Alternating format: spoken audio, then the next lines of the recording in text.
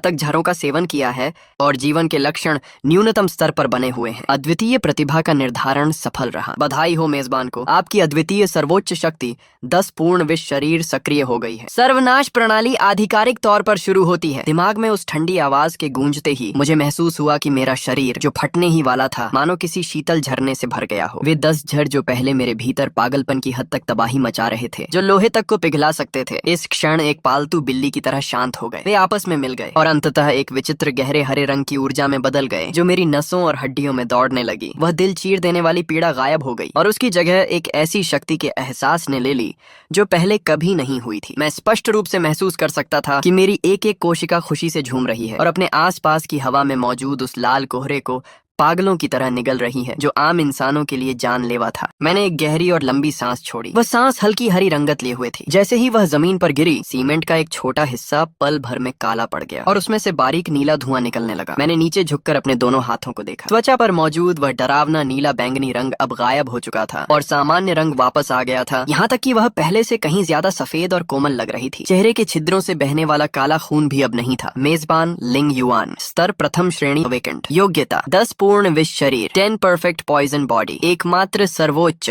Unique supreme प्रतिभा क्षमता, passive skill, हजारों विषयों से मुक्ति, दुनिया के सभी विषयों और नकारात्मक स्थितियों से प्रतिरक्षित। लाल धुंध आपके लिए सबसे उत्तम टॉनिक है। एक्टिव स्किल, विष का मूल, आप अपने शरीर में समाहित 10 प्रकार के कीटनाशकों के विष को स्वतंत्र रूप से नियंत्रित कर सकते हैं और उन्हें साकार रूप दे सकते हैं। 1 डीडीवी डीडीवीपी, 2 पैराक्वाट परक्वाट, 3 बाइचोंगलिंग इंसेक्टिसाइड, 4 शाचोंगलिंग पेस्टिसाइड, 5 शक्तिशाली हर्बिसाइड, 6 अत्यधिक प्रभावी चूहे मारने वाला विष। सिस्टम सूचना, लाल धुंध की ऊर्जा को अवशोषित करने से स्तर बढ़ेगा। म्यूटेंट जीवों के कोर को निगलने से उच्च स्तर के अनुकूलित विष अनलॉक होंगे। अपने दिमाग में उभरते इस वर्चुअल इंटरफेस को देखकर मेरा दिल बेतहाशा धड़कने लगा। मैंने सही दांव लगाया था। मैंने सच में सही दांव लगाया था। एकमात्र सर्वोच्च क्षमता, ये पिछली जिंदगी की तथाकथित एस ग्रेड या एसएस ग्रेड क्षमताओं से कहीं ज्यादा शक्तिशाली थी। एक दर्दनाक चीख ने मेरे विचारों को तोड़ दिया। राक्षस! मैंने सिर उठाया, देखा कि किराने की दुकान का मालिक लड़खड़ाते हुए दुकान के अंदरूनी हिस्से की ओर भाग रहा था। वह मुझे इस तरह देख रहा था जैसे मैं नरक से निकला कोई जीव हूँ। उसका डरना स्वाभाविक था। आखिर किसने किसी इंसान को बिना पलक झपकाए कीटनाशकों की 10 बोतलें पीते देखा होगा? होश खो देता। मैंने उस पर ध्यान नहीं दिया। मेरा ध्यान बाहर से आ रहे उसने अपने शरीर को सिकोड़ा, गले से धीमी गुर्राहट निकाली और अगले ही पल अपने पिछले पैरों की ताकत से एक काली बिजली की तरह मेरी गर्दन की ओर झपटी। उसके नुकीले पंजे स्टील की प्लेट को भी आसानी से फाड़ सकते थे। इस जानलेवा हमले के सामने भी मैंने अपनी पलक तक नहीं झपकाई। बस धीरे से अपना दाहिना हाथ उठाया और उस आती हुई काली छाया की ओर धीरे से अपना मुंह खोलकर एक फूंक मारी। वह हल्की हरी भाप जैसी सांस दिखने में बेहद कमजोर थी, लेकिन जैसे ही वह काली बिजली उस भाप से टकराई, वह मानो किसी अदृश्य दीवार से जा टकराई हो और बीच हवा में ही जम गई। म्यूटेंट रक्त बिल्ली के चेहरे पर मौजूद क्रूरता और खून की प्यास तुरंत गायब हो गई और उसकी जगह अत्यधिक डर और पीड़ा ने ले ली। उसका शरीर जोर जोर से फड़कने लगा। उसके काले बाल देखते ही देखते पीले होकर झड़ने लगे और नीचे की खाल तेजी से सड़ती हुई दिखाई देने लगी। सिर्फ 2 सेकंड। यह खूंखार प्रथम श्रेणी का म्यूटेंट बीस्ट मेरे कपड़ों के कोने को छू तक नहीं पाया और सीधे जमीन पर गिर पड़ा, जो काले धुएं वाली सड़ी हुई मांस की एक ढेरी में बदल गया। एक झटके में खत्म। यही है रियल पावर पॉइजन बॉडी की ताकत। मैंने किसी विशिष्ट कीटनाशक के जहर का उपयोग तक नहीं किया था, बस अपनी जहरीली मूल सांस का एक घूंट बाहर छोड़ा था, जो प्रथम श्रेणी के ही एक उत्परिवर्ती जीव को मारने के लिए काफी था। मैं उस सड़े हुए मांस के ढेर के पास गया और देखा कि उसके अंदर नाखून के आकार का मंद लाल रोशनी बिखेरता हुआ एक कोर शांति से पड़ा है। यही उत्परिवर्ती जीवों का केंद्र कोर है। मैंने झुककर उस कोर को उठाया और उसे अपने मुंह में डाल लिया। उसे टॉफी की तरह कटक कटक करके चबा लिया। एक शुद्ध ऊर्जा मेरे गले से नीचे उतरी और मेरे शरीर को पोषण देने लगी। प्रथम श्रेणी के शुरुआती स्तर का उत्परिवर्ती कोर निगल लिया। अनुभव अंक XP +10।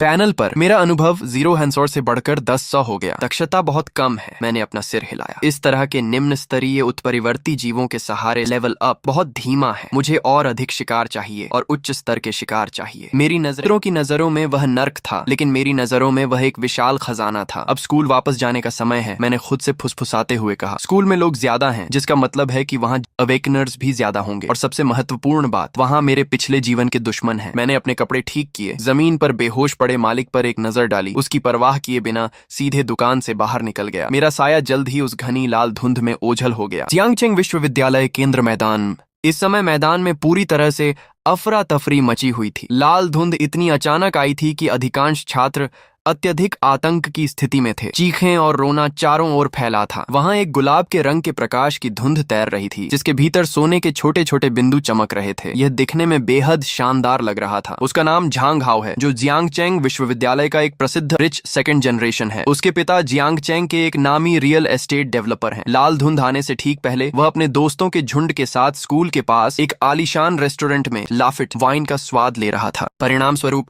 वह जागृत अवेकन हो गया। मैंने अपनी अलौकिक शक्ति का नाम ब्लडी रोमांस रखा है। झांग हाओ ने अपनी ताकत का प्रदर्शन करते हुए घोषणा की। वह अपने आसपास के लोगों की प्रशंसा भरी नजरों का आनंद ले रहा था। यह एहसास बहुत अद्भुत था। उसे लगा जैसे फिल्म का मुख्य नायक। यह शक्ति सुनने में ही शक्तिशाली लगती है। उसके साथ मौजूद चापलूसों ने तुरंत उसकी तारीफ शुरू कर दी। एक लड़की जिसने भारी मेकअप किया हुआ था और हल्के कपड़े पहने थे, सीधे झांग हाओ की बाहों में लिपट गई और लाडली आवाज में बोली, झांग शाओ, अब से मैं आपकी सुरक्षा पर निर्भर हूँ। चिंता मत करो, मेरे साथ रहोगी तो ऐश करोगी। झांग हाओ खिलखिलाकर हंसा। उसका मन अभूतपूर्व संतुष्टि से भर गया। तभी उसकी आंखों के कोने से एक परिचित आकृति दिखाई दी, जो मैदान के किनारे से बिना किसी हड़बड़ाहट के आ रही थी। उस व्यक्ति ने धुले हुए पुराने कपड़े पहने थे। उसका चेहरा ठंडा और उदासीन था, जो आसपास की घबराई हुई भीड़ से बिल्कुल अलग लग रहा था। हो, क्या यह लिंग युआन नहीं है? झांग हाओ की हंसी रुक गई। उसके चेहरे पर अब तिरस्कार और उपहास के भाव थे। वह मुझे बहुत अच्छी तरह जानता था। मैं स्कूल का एक मशहूर गरीब लड़का था, स्कॉलरशिप और पार्ट टाइम काम करके गुजारा करता था। लेकिन किस्मत से मेरी पढ़ाई उससे बेहतर थी और मैंने कई बार उसकी स्कॉलरशिप छीन ली थी, जिससे वह मन ही मन मुझसे नफरत करता था। क्यों? अपनी इस कंगाली को देखो। लाल धुंध आने से पहले तुम सादा पानी ही पी रहे थे ना? क्या जागृत अवेकन किया है? अनलिमिटेड वाटर रिफिल, असीमित पानी। हा। झांग हाओ बेधड़क हंस रहा था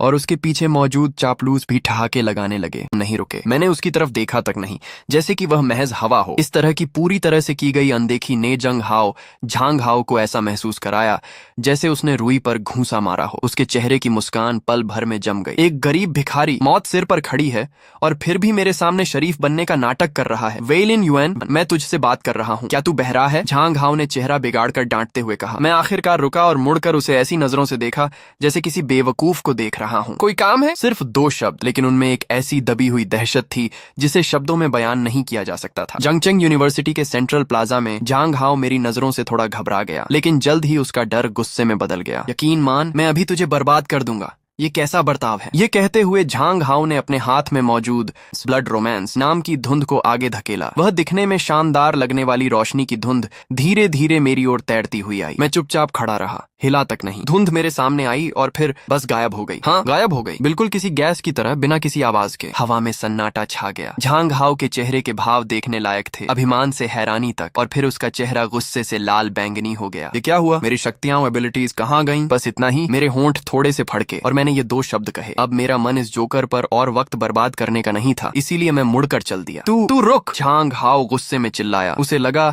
जैसे उसका घोर अपमान हुआ है। अभी वह बिना सोचे समझे मुझ पर झपटने ही वाला था कि प्लाजा के दूसरी तरफ अचानक हलचल मच गई। सब देखो, वह स्कूल की ब्यूटी सू चिंग शुए। वाह, उसकी शक्तियां जागृत अवेकेंड हो गई हैं। वह कितनी सुंदर है। पास ही में सफेद फ्रॉक पहने हुए एक शीतल और बेहद खूबसूरत लड़की चुपचाप खड़ी थी। उसके आसपास हवा में बर्फ के महीन कण तैर रहे थे और जमीन पर पाले की एक पतली परत जम गई थी। वह जियांगचेंग यूनिवर्सिटी की सबसे मशहूर सुंदरी सू किंग शुए थी। उसके आते ही सबका ध्यान उसकी ओर खींच गया, यहाँ तक कि झांग हाओ भी भूल गया और उसकी आंखों में लालच और उसे पाने की हवस चमक उठी। सू किंग शुए का परिवार रसूखदार था और वह खुद परी जैसी दिखती थी, इसलिए वह झांग हाओ का पुराना लक्ष्य थी। बदकिस्मती से उसने कभी झांग हाओ को घास नहीं डाली थी। अब कयामत आ गई थी, व्यवस्था ढह गई थी। झांग हाओ को लगा कि अब उसके पास शक्तियां हैं, जबकि सू किंग शुए एक कमजोर लड़की है। भले ही उसकी शक्तियां जागृत हो गई हों, वह कितनी ही ताकतवर होगी। अगर वह अपनी ताकत दिखा दे तो क्या वह उसके वश में नहीं आ जाएगी? यह सोचकर झांग हाओ ने अपने कपड़े ठीक किए,